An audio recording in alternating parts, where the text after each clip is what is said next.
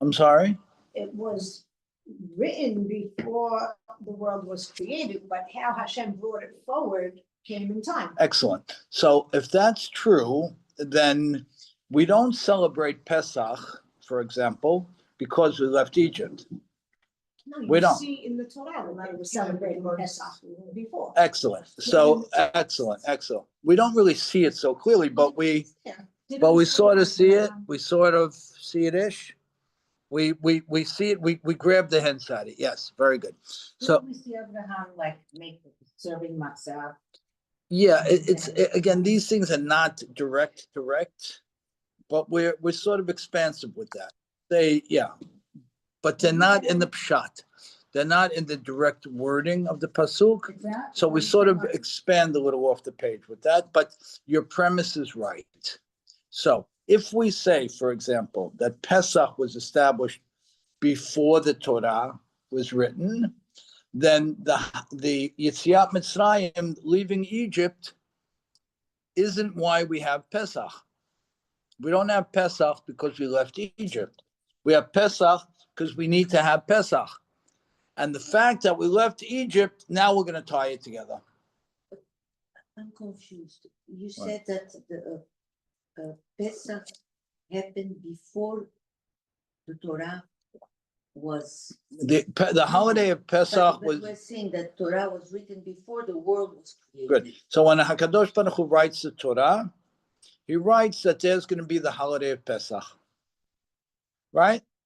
He writes there's going to be servitude and there's going to be emancipation. He writes there's going to be a holiday of Pesach, Sukkot, this, that, all those holidays, which mean that the holiday is not because of the event. Just that's how he brought it forward in a global. Excellent. Good. So that means that I don't have Pesach because I left Egypt. To your point, we're going to fuse them together. Good. So what's the difference on a practical level? We don't have Pesach because we left Egypt. We're going to take the leaving of Egypt, drag it over to the holiday of Pesach, and tie them together. So what's the difference? When you have Pesach this year, God willing, right? What is the difference how you live the holiday? It's a massive difference. Pauline, what do you say? What's the difference? Maybe it's just an episode of time that we remind ourselves where we were at that time. Right. So if I'm celebrating the Exodus from Egypt, and that's why I have Pesach, I'm celebrating something that was. I'm commemorating something that was. If I'm celebrating Pesach because Pesach was written into the Torah before the Exodus from Egypt happened, then I'm celebrating what is. It's completely different. I'm not commemorating a holiday. I'm building my life. The only thing is when you say what was, don't we have to feel ki'ilu?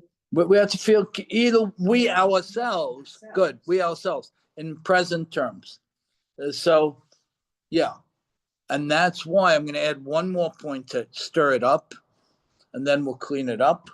And that's why we ultimately don't have Pesach. Because when Mashiach comes, Pesach is out. Why is it out? Because we will have experienced all the things we need to experience that only Pesach can bring. And because of those experiences and our growth, now we don't need it anymore. Whereas if Pesach was meant to forever commemorate the leaving of Egypt, we would always have Pesach. Mashiach comes in 150 years or sooner, Pesach out, over, discontinued. How are you? Welcome back, Jim. Nice to see you.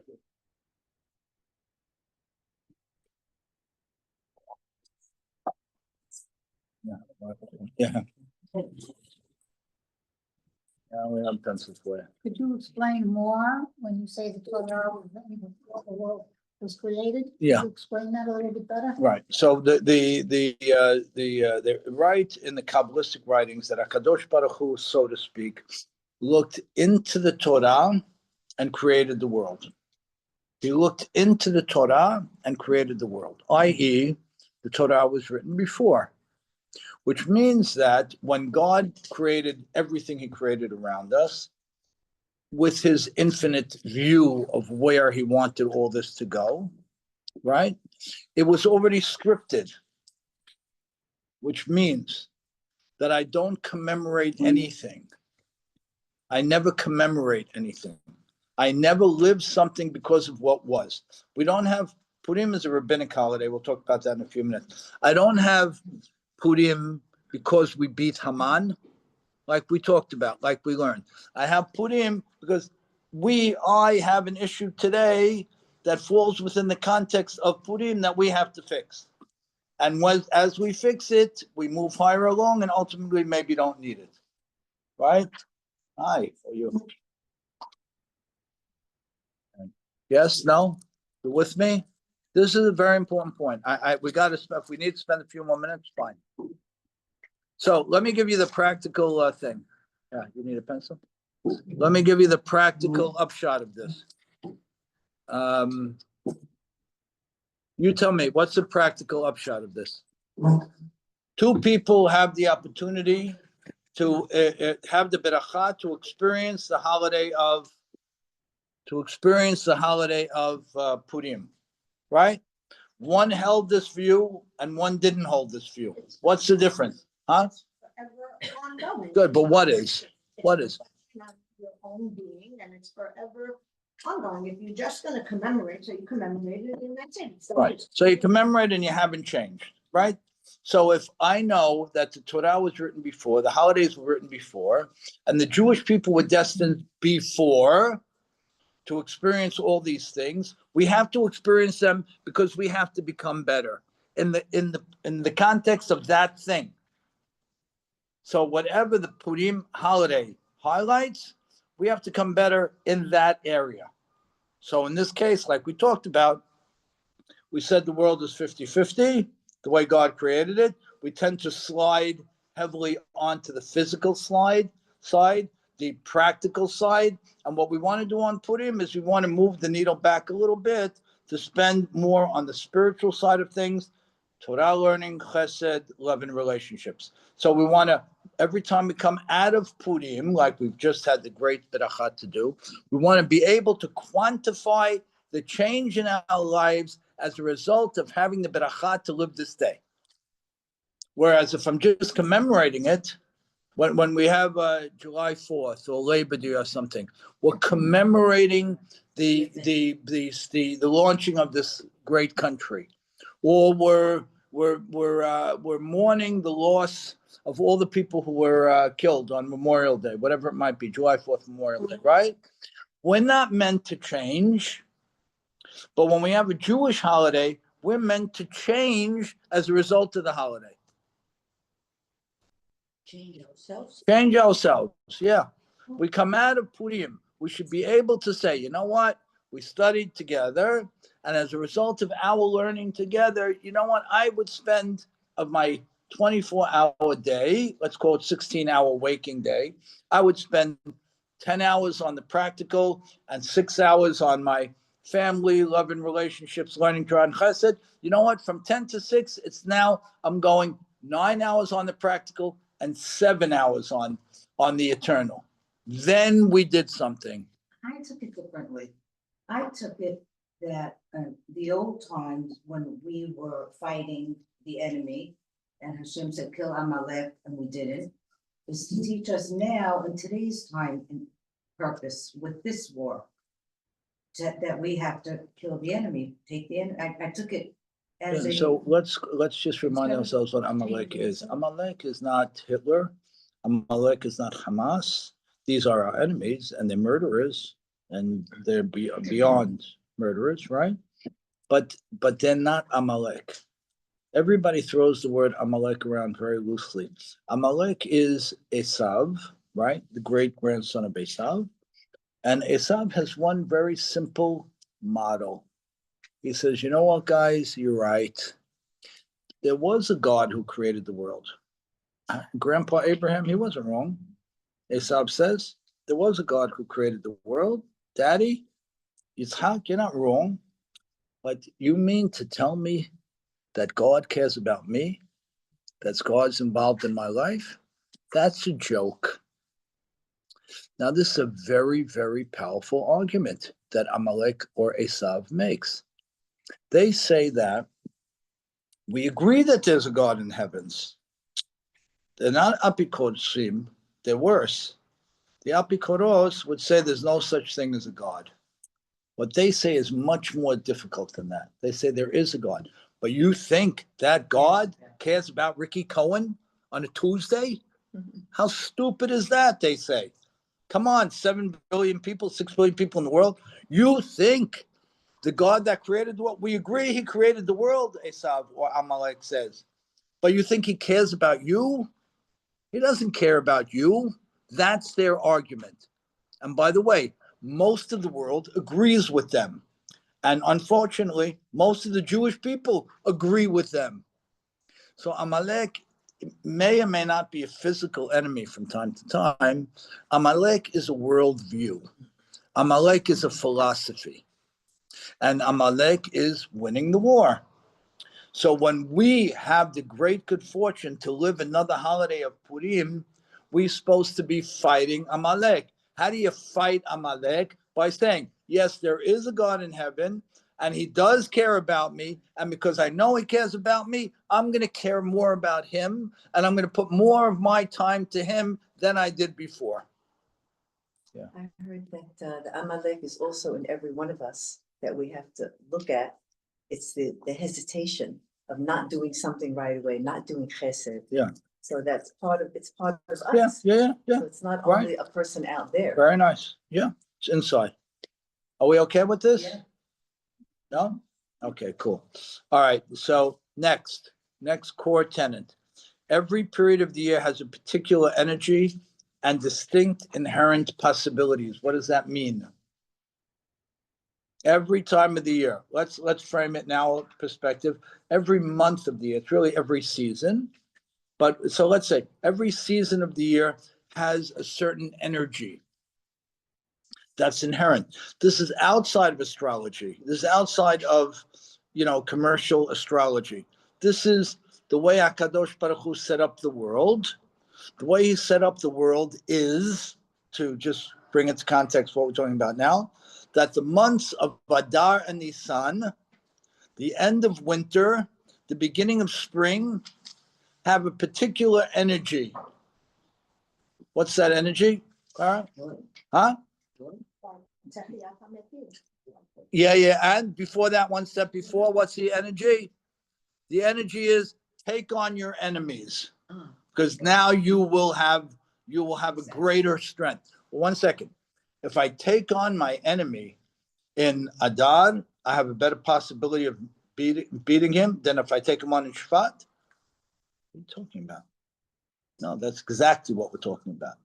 So this is also part of understanding how HaKadosh Baruch Hu built and runs the world, right? If I have lo anenu enemies that I have to beat, right? Ideally, when do you want to take them on? Now, Adar Nisan. If you have a court case, God forbid, when do you want to do it? You want to do it now. If you have a conflict with someone, when do you want to address it? You want to address it now. Why? Because this is the time that's inherent with an upper hand for us. Now, interesting case. I asked the Rishon LeZion when I was in Israel, we were in Israel a couple months ago. I said, well, let me ask you something. If somebody has a case against a non-Jew, Jewish person has a case against a non-Jew, brought in the non-Jewish court, then you'd certainly try to get the case adjourned until Adar or Nisan, the month that Purim is, or the month that Pesach is in, because we know those months have an inherent favor for the committed Jewish guy or gal, right? What if, beautiful. What if it's Jew against Jew? What if it's Jew against Jew?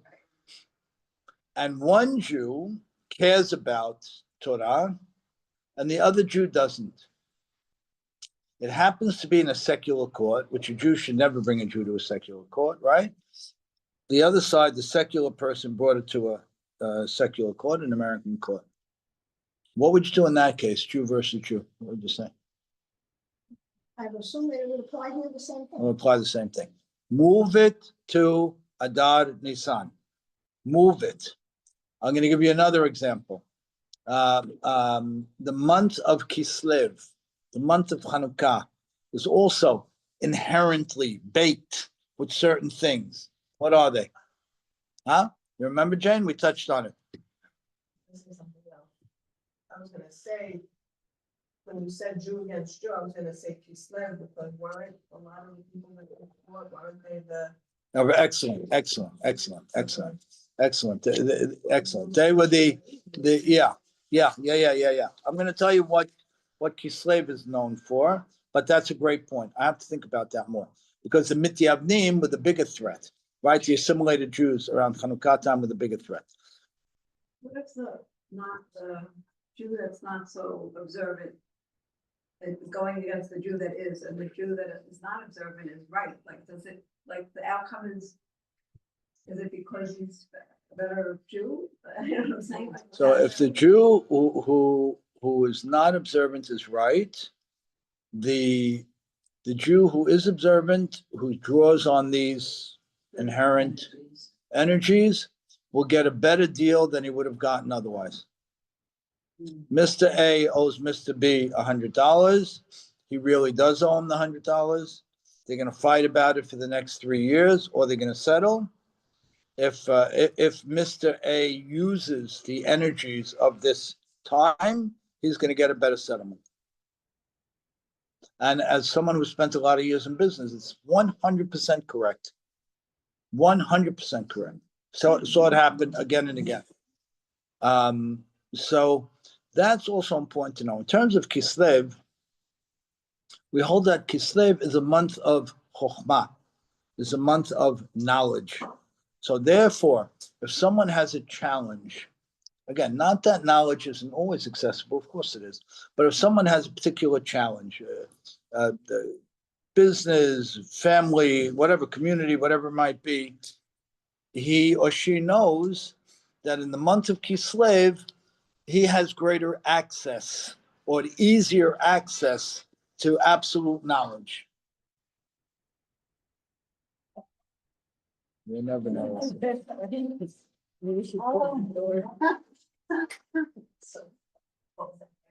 great. That's a first. That's a first. Yeah. Yeah, exactly. Excellent. If you have to make a decision, right? And the decision is pending, and it came out in mid-October, so to speak. Heshvan, push it to Kislev. Push it to Kislev. And then in Kislev, draw down that power. Now, keep in mind, in brackets, that anything we're talking about now, in terms of the inherent power of a particular time of the year, is 100% anti-Amalek. Is Amalek will tell you, what are you talking about? There's no different periods of power. God is checked out. He'll tell you. He created the world and he left. It's Plato, it's Aristotle, and Rambam quotes them all the time. And they say, of course we know there was a primary maker. Everybody knows that. The Big Bang means that somebody did it. Something, not somebody, but something did it. So this is the important thing. The month of Av, for example. The month of Av, Shab Av, we stay away from conflict. We don't have the upper hand in that month. We're gonna be shortchanged in our efforts. Now, why am I telling you these things? Because when I attempt to move my life more to the spiritual side of things, I want to be intelligent about it. And you know how I feel about these people and things who say, put everything in God's hands, God's going to take care of everything. We know that's childish, has nothing to do with Judaism, zero. And Harambam rails on it in the Moreh Nevuchim, in the Guide for the Perplexed, 5 chapters talking about this thing, and he ridicules the people who say this. He says, if that was true, what would be man's purpose? What would be man's purpose? Oh, man doesn't have to think. He doesn't have to make decisions. He doesn't have to be tested. He doesn't have to act. So what's his purpose? Good. So our purpose is to know the system in an anti-Amalek way and to use the system and to build with the system. Good? Okay. Okay, great. All right. Okay, now, so the energy of the month of Adar. What did we say the energy of the month of Adar was? Nahafochu.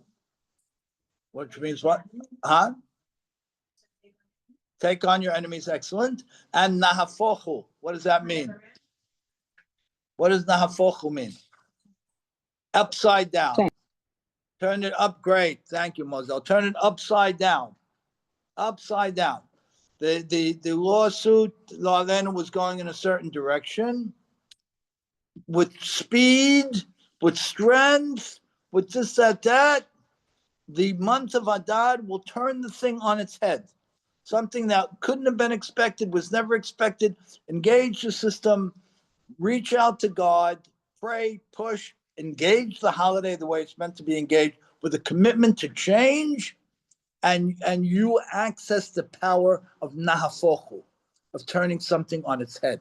Now, again, if you hold that God isn't involved in the world, then there can't be a nahafochu, because things are going to go according to the laws of nature.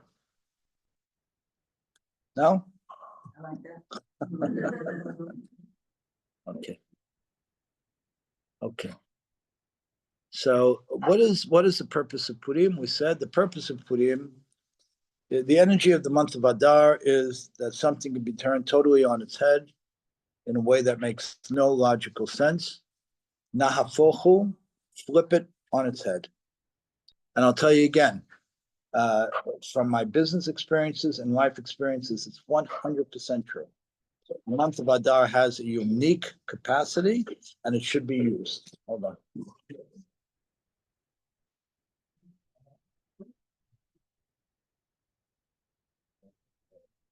Okay. What is the okay. What about the energy of the month of Nisan? What is the energy of the month of Nisan? Liberation. I'm sorry? Liberation. Liberation from what? Great. What type of servitude? Huh? From being enslaved. Good. So what did we do? And what I want you to start to do in your mind is very important, is start to create a bridge, an absolute connection between Purim and Pesach, because they're really siblings. Even though one is rabbinic and one is biblical, they're absolute siblings. And there are references to Purim in the Torah, even though the rabbis ultimately mandated it, which we'll talk about later on. But for our purposes now, know that these two holidays, one begets the other. So if on Purim, I beat my enemy, right? I beat my enemy. Now, what am I doing on Pesach? I'm removing his emotional and mental shackles that he put on me, right? What happens when someone is enslaved or someone is controlled? They can't think, they can't do. Right, they can't think, they can't do, right? They develop that type of mentality, right?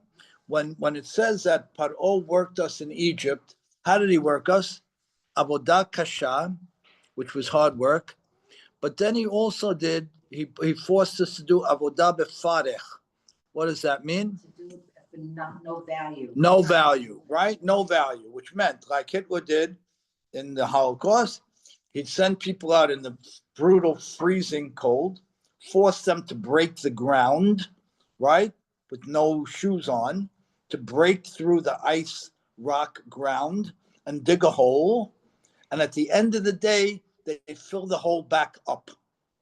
What was the point? The point was to tell the Jew that his life was absolutely worthless. You are worthless. Being worthless is about the worst thing that could be, right? So when someone enslaves a people, there are different elements to it. One is the physical enslavement, and the other is the spiritual, emotional enslavement. And if you can convince a slave that he or she has no value, that their life has no value, that's when you win.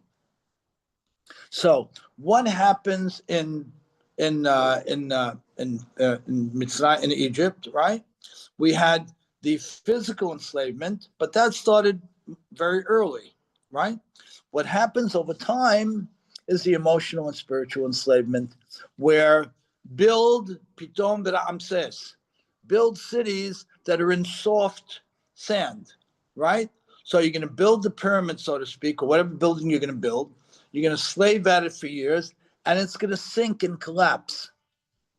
So, and then you see that your work and your time has absolutely no value, and that destroys a human being. So, when we leave Egypt, not only are we leaving physical enslavement and emotional and spiritual enslavement, what we're doing then is we're saying that we're taking on a new type of enslavement. We go from being slaves to Pharaoh to slaves to God. The difference with the slavery to God is that has a purpose, and its purpose is my absolute greatness. So whereas one slave master wanted to remove all humanity from me and take any sense of purpose from me, the pharaohs of the world, the Ahasuerus of the world, right? The Hitlers of the world, God says, 1 second, I'm your master, I'm your king, I'm your father. But let me tell you the difference. The difference here is that I'm mandating your greatness, and I'm encouraging it, and I'm supporting it. By the way, I'm tougher than them, because under Pharaoh, all you do is check out. Your life means nothing. All you do is check out. When we become enslaved to God, which we re-experience on Pesach, it's much harder, because now my life has to be substantive. It has to be constructive. I have to be a partner with God. I have to be a builder. So that's the combination between the month of Adar, the month of Nisan, the month of Purim, the holiday of Purim, the holiday of Pesach. We don't celebrate freedom on Passover. Chirut, we say Abdut the Chirut. Chirut doesn't mean freedom. Chirut means to be engraved. The same way the letters were engraved on the stones, right? On the luchot, we use the word chirut, lacharot. We use the same words with Pesach. People improperly translate chirut to freedom. Chirut is not freedom. We weren't made free. We were simply moved from one master to another. From the master who wanted to make our lives valueless, to the master who says, I want you to kill yourselves to make your lives as value rich as possible. And I'm going to demand that of you. Yeah. No, I'm having a hard time like feeling enslaved when, like, Hashem, I feel like loves us and wants our attention, he wants us to. So I don't know, like, I'm not liking the word. I hear you. I hear you. Like, so you can say servant. Huh? You can say a servant of God instead of a slave of God. It's a very Okay. different connotation, a servant of God. Okay. Makes it a little easier on you, right? And That's what. God is our master. Okay? God. Isn't he our father, like, isn't he our father too? Like. He is our father too. Yes. He's our master and our father. You're right. So in that sense, it's different. First time I was bringing a grandson to have his beaten up, and I was walking down the thing, standing next to my slave, and I turned around to her and I go, we're barbarians. Oh, yeah, barbarian. I love it. I love the comment. We're barbarians. It went inside myself, and I said, really, Hashem? Because you asked, and this is because I am who I am. Right. I'm going to continue to walk because you asked this of us, and this is between. You didn't ask it of us. You demanded it. You know, but this is what it is. And that he's asking, and I'm Right. and here I am. And I had voice before that. I didn't feel it so ingrained in me. Like what you say, it was ingrained in me to take this boy up. This is our It's hard. But Yeah. that's the difference between a slave. A slave doesn't have choice. Slave He doesn't made a have choice, choice. right? We have choice. We have choice to be a servant. But yeah, we have choices, but he's our master. Listen, no, it's very hard. And you're saying it exactly right. To Felicia's point, right? Most people don't get there. They don't get there. They go with the warm and cushy side of God is my father, God loves me, this, that, all true. Let me ask something. In terms of and you know what? We suffer from this now. But in terms of I'm gonna give you an example. I'll give you an example. One of my students sent me an email. Hey, Rabbi. Hey, Rabbi. Hey, Rabbi. How old? I looked at it. No, 25. Oh, that's not a kid. Not a kid. Hey, Rabbi. I said, let me make something very clear to you. You will never refer to me or anybody else with the word hey. I'm deleting your email. Get back to me in a week. Sent me 14 emails apologizing. I didn't respond to any of them. Oh, You- come on. Okay, not 14, 3 or 4. No, but sometimes, just so you know, if you call into the phone and you say, hi, Rabbi, it says, hey, Rabbi. I don't care what it says. I don't care what it says. I don't care what it says. My point is like this, yeah? It's just the culture that we're living Oh, in. yeah. I just got 2 days ago, same exact, from a friend whose son just got engaged. And she wrote, hey. Hey, Heather. Look, I am at 4:30. Oh, yeah, guess what? And she's a grown woman, why is she telling me? Hey? It's so, okay. Phone says- Right, that's right. That's right. That's right.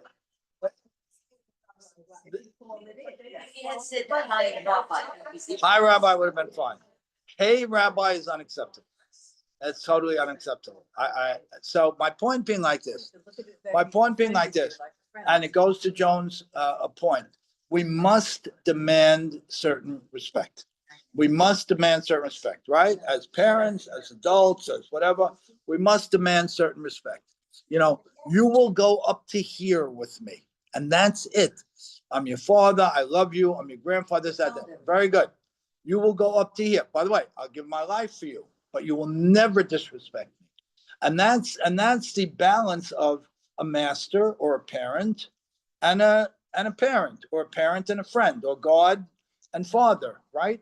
So we have to get very comfortable with God being our father and having his loving arms around us all the time. And at the same time, him saying, no, hey, up to here, that's it.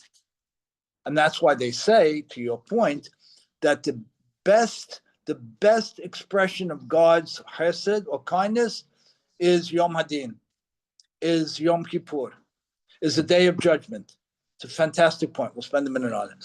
The rabbis write that the best expression of God's kindness and love for us is the day when he demands accountability from us. Why? Because if he didn't demand accountability from us, we would just go on our ways and be nothings. We wouldn't change. We wouldn't change. We wouldn't change, wouldn't grow. So you want to tell me you love me? Demand of me. You want to tell me you care about me? Demand of me. Set red lines.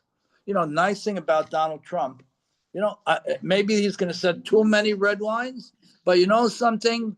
He's already changed the country because there are red lines again. There are red lines. Red lines, everybody was violated before. We're either violated on this way, that way, or umpteen other ways. Now it's stop. Now, once he said stop, a lot of people scratched their head and they said stop. So that's why, and it's the hardest thing in the world. We have to get used to God as my master, my king, my father. I'm his servant. I'm his subject, and I'm his son. All of them. Could you be his friend? No, I have a big problem with the friend thing in general.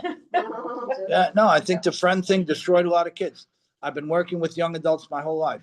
I think the parent being a friend. Oh, no, not the parent. No. I'm saying God being a friend, same thing. I think the friend thing has, yeah, yes, I would go away from God's not my friend.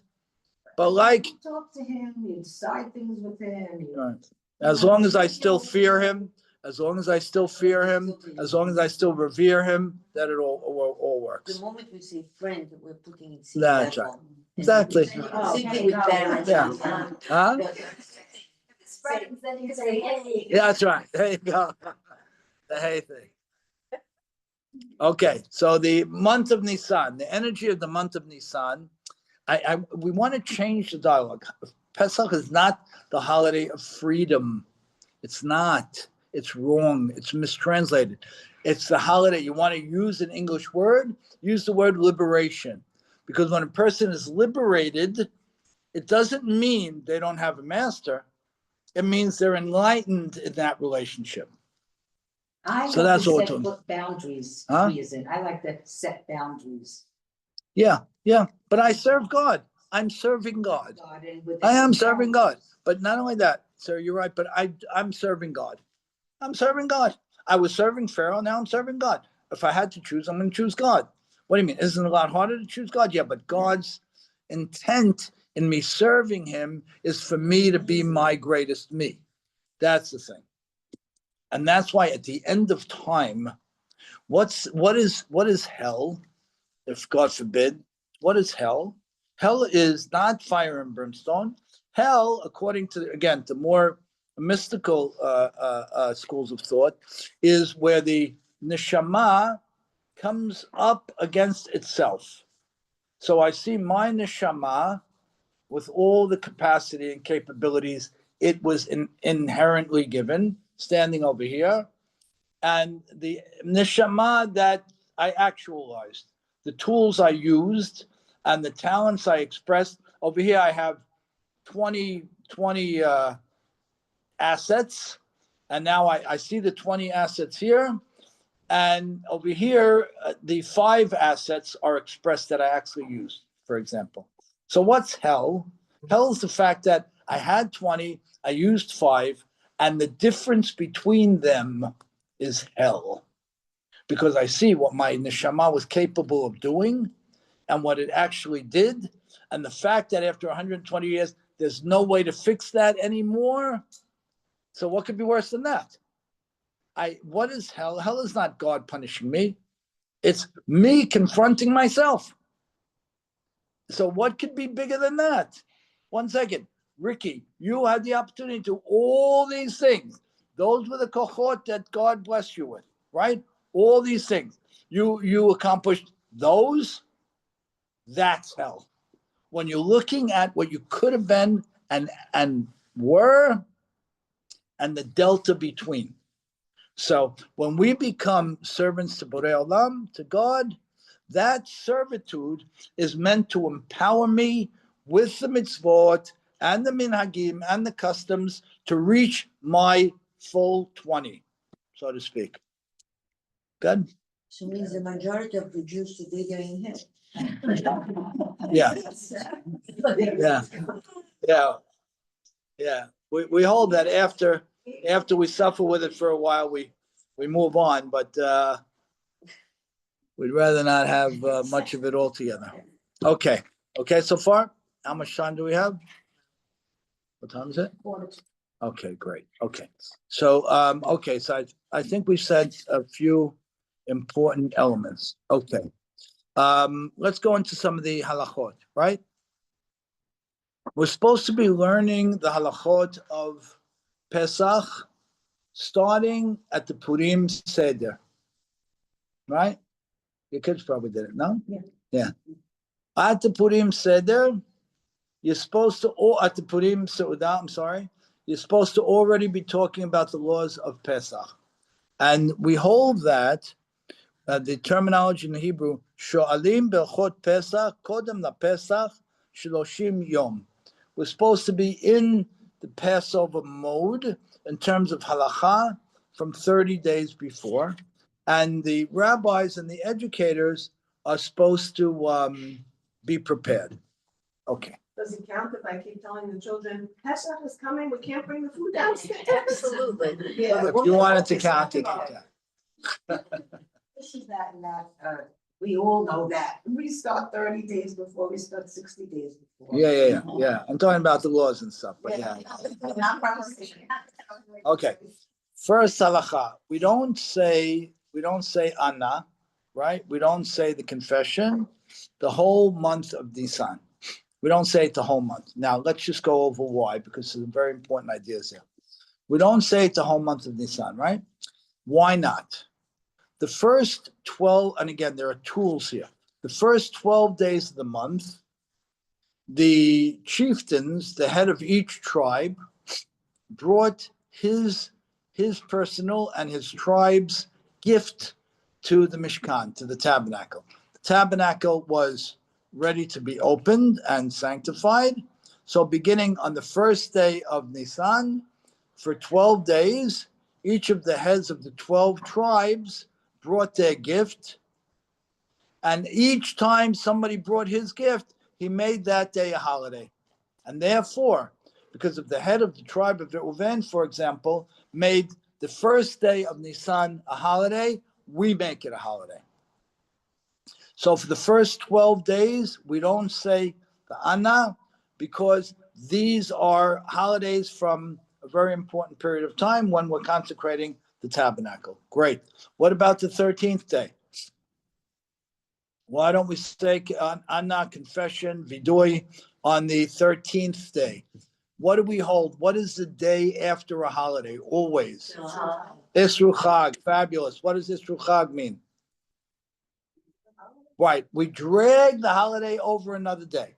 It's called Isru Chag. I'm going to mitather.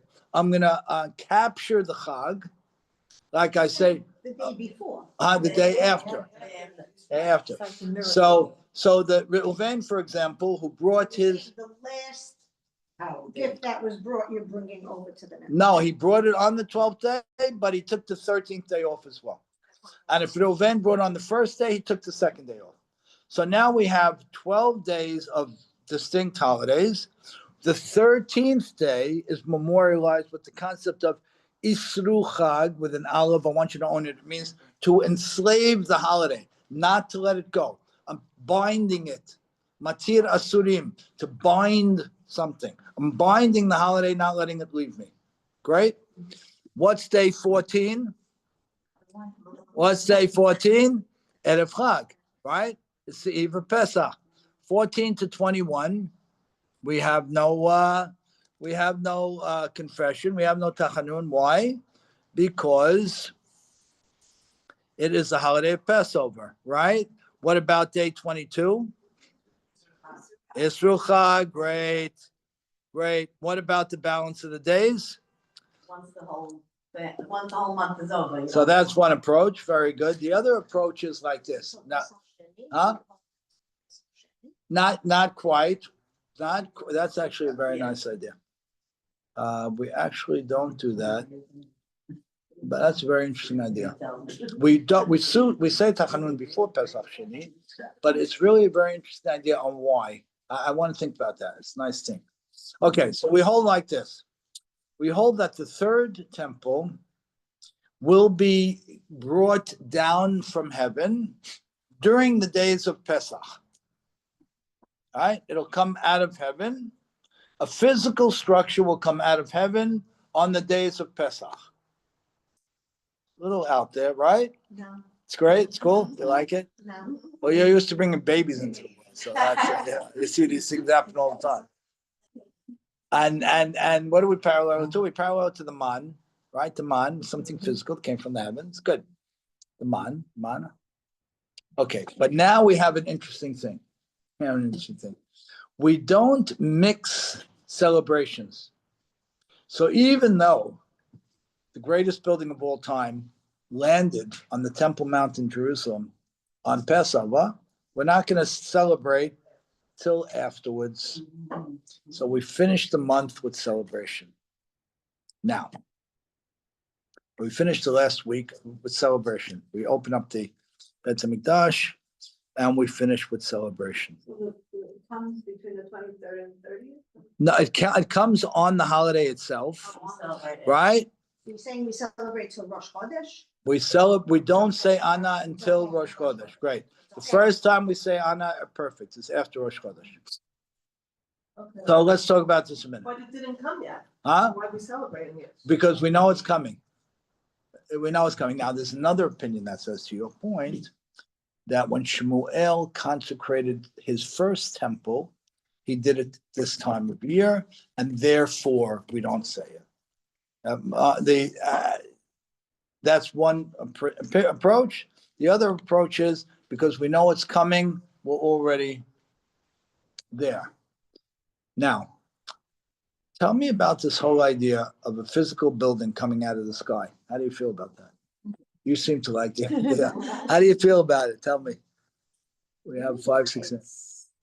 Pretty spectacular. When you're all doing Kohanim and we're sitting there, I can pull down that beracha from the skies. Where is that coming from? Fabulous. Where is it coming from? I Right. literally can put myself in Jerusalem, in that holy place. That's where I am when I'm sitting there in Kohanim. So why is it that we're limiting ourselves to a thought that we can't grasp? Great. So let me ask you a different question then. Very, very nice. Beautiful. What about, what do I need the Beit HaMikdash for altogether in the time of Mashiach? What do I need it for? I want to frame the question a little more. It says, Basuli Mikdash, right? A couple of Pashiyot. Right? Good. So where is God going to dwell? Where is God going to dwell after we build the Mishkan? We build the Mishkan, Basuli Mikdash or Asuli Mishkan, right? We're going to build the tabernacle so God can dwell where? Within us, not within the tabernacle, right? The tabernacle is just a launch point to dwell within each person. So why do we need the Beit HaMikdash again? Why can't we say, I don't know that we can answer the question. I just think it's interesting. Why can't we say that by that point, by the time that Mashiach comes, we will have incorporated a lot of the ideas that we and other people are learning and growing with, reaching a very high level, and I don't need a physical building anymore. I can communicate with God directly, right? To your point, to the Kohanim point. What do I need a physical structure for?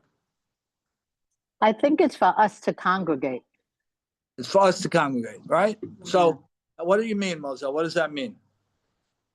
I don't know. I think we need a physical place for Bnei Israel to all come together instead of being separate entities. Right, excellent. Kehillah, yeah. We need to come together as a kahal, right? Very, very nice. And what does that do for us? Gives us strength. Huh? It gives us strength. It gives us strength, right? It gives us strength. So, yeah. I'm thinking about the structure coming out from the heaven. I'm thinking about the first Luchot. You're thinking about what? The first Luchot. Yes. That Okay. Something that's just coming down without our involvement, how long is that gonna last? Awesome. That's exactly my question. That's exactly my question. I hear Moselle's point, and she's right. We call a bet Knesset. We don't call it a bet tefillah or a bet limud. We call it a bet Knesset, a place of gathering. So I hear she's 100% right. We need the in-gathering to a physical structure like this, right? Because we need each other. That's why we need it. But won't there come a point where I can do it myself? Shouldn't there come a point where I can do it myself? I don't know. I struggle with this. And Who knows if everybody can reach that level even to. right. Okay, very nice. So very nice. Very nice. So we need the physical. We'll still need the physical, right? We'll still need the physical. And that's why a physical building is coming from a purely spiritual place, the upper heavens. The upper heavens, which are purely spiritual, not the lower heavens, which have the stars and the moon and all that stuff. The upper heavens, which are purely spiritual, are giving birth to this thing, a physical building. Why? Because even though we've become much more spiritual up until that point, we still need a physical place. Okay, I hear it. So to that point, we needed the first Luchot in order to get the second Luchot, Right. which were more usable and we were part of, and so maybe the same thing, this structure is gonna come down in order to gather us so that we don't need it anymore. Fabulous. So I need the second Luchot to get, not the first Luchot to get the second. I need the second to get the first. Right? The second was written by Moshe Rabbeinu, right? The first was written by God. So maybe I need the second for the interim to grow past that and ultimately be able to grab the first. I don't know. Okay, I want to go another 2 minutes, but I want you to move over one step, and we're just going to segue, God willing, what we'll talk about next week. So now I have this notion of the month of Adar, the month of Nisan, the month of the period of the enslavement, freedom, enemies, triumph against the enemies, the connection of the 2 months, and the fact that I am not free. I am inscribed by a different master, the master who wants my greatest good, as opposed to the master who wants to make me into a nothing. The master, and who's the harder taskmaster? Clearly God is. Because the other way I check out, I don't have to live, I don't think, I don't dream, I don't anything, right? Good. That's really worse. Huh? That's really worse, to have the freedom, like this whole woke system that was before Trump came in. Everyone was so liberated that they made men into women and they Right. were doing obscene Nothing things. meant Their anything. thoughts couldn't, so that's like worse. Yeah, it's worse. than Yeah, okay, I hear it. having boundaries. Okay, okay. I want you to now hear the next thing, right? Sarah, you with me? What do we do? What's the first mitzvah first? What's a main, what's a very powerful, important mitzvah that we do as early as possible before the holiday of Pesach in the month of Nisan? We're just gonna, Blessing the trees. yeah. What do? We say the Birkat Ilanot. Now, I want to read you the language of the bracha. It's spectacular. We'll talk about it more. Men and women are obligated to do it. And the language is as follows. Baruch atah Hashem Elokeinu melech haolam. Blessed are you, Hashem Elokeinu, King of the universe. Shelo chiser ba'olamo klum. What does that mean? That didn't leave anything out of the world he created. Lo chiser, didn't absent anything from his world, right? Ubarabo briot tovot, and he created within it perfect creations, right? Vilanot tovot, and perfect fruit-bearing trees. And what's the end of the beracha? It's incredible. What did he create these perfect creations and these perfect fruit-bearing trees for? Lehanot bahem b'nei Adam, so that we should enjoy them. What's going on here? Back to the physical. Huh? What's that? We're going back to the physical. Yeah. And we're going back to the physical grand slam. What happens in the month of freedom? In the month of, not freedom, of liberation, in the month of challenging ourselves with what we're still enslaved with and moving forward to become more enslaved to God. We make a proclamation early on. This answers your question, Which is? that you need the physical to help you raise the spiritual. Awesome. And that's really what we're doing here, and so that's what we're gonna need in the future as well. Right. So it would have been so much easier in Judaism to be ascetics, right?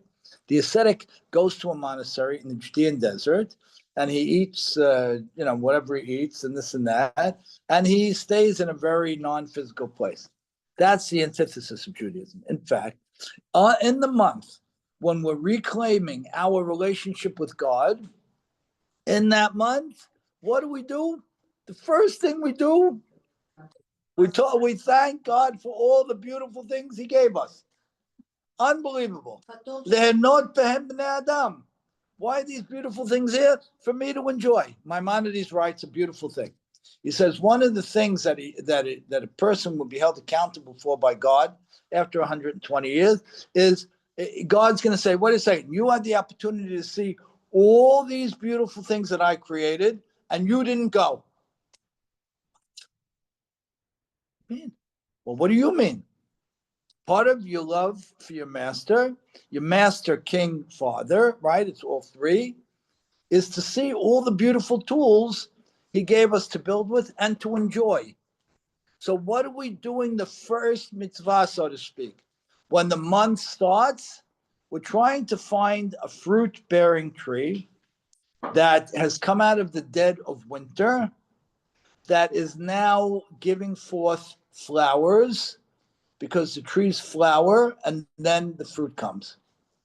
And we go to them and we make the beracha. Thank you, God, for giving me perfect creations, perfect trees. You know why? Not for you, but for me. But, So, yeah. but I'm sorry, but to reach that point that you're appreciating the physical, I'll say the opposite of what you said, Right. is because you reach the spiritual that is allowing you that clarity to see the Beautiful, physical. beautiful, beautiful. Great. That's great. So if we were going to check out of the physical, the spiritual thing would be much easier. No. You got to do it in the physical. That's the whole point. Like you said, that's the challenge and that's the opportunity. And that's what makes it so exciting. And the fact that men and women have to say this beracha is huge. God willing, I'm going to go through it in depth next time. There's some Kabbalistic phrases that are tied to it. We're going to learn that also. Is it only what Hashem is giving you, like the physical tree, the fruits of the tree could be enjoyment of the world? It says all the briot tovot, all the beautiful things in the world. It's sort of represented by the fruit tree. We're going to talk about why the fruit tree. Why not go to the ocean and say this, or to a spectacular mountain range, right? So we'll talk about that as well. Huh? The reproduces, right? And it's a lot like us. All right, great. Thank you. Thank you, guys. Thank you. All the best. Thank you, Rabbi Ricky. It was great. Bye. Thank you for joining. Thank you. When are you coming home already? Me? Yeah, where are you guys? I'm in Brooklyn. I have to come to the class. I said, let me jump on here, but I'm in Brooklyn. All right. Great to have you on the class. Thank you. Thank you. All right. Bye. Bye.